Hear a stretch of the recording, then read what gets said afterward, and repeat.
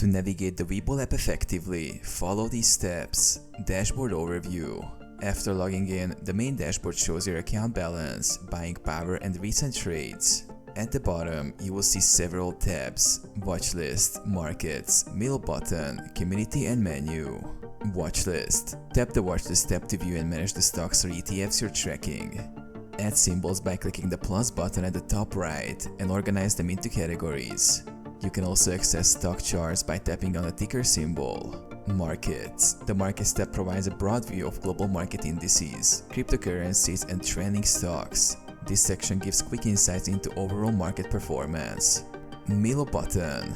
Tapping the middle button allows you to place trades, choose buy or sell, enter the stock symbol, select the order type, and confirm the trade. Community. In the Community tab, you can interact with other investors, read news, and join discussions. Menu. The Menu tab gives access to account settings, statements, tax documents, deposits, withdrawals, and more. You can also manage notifications here.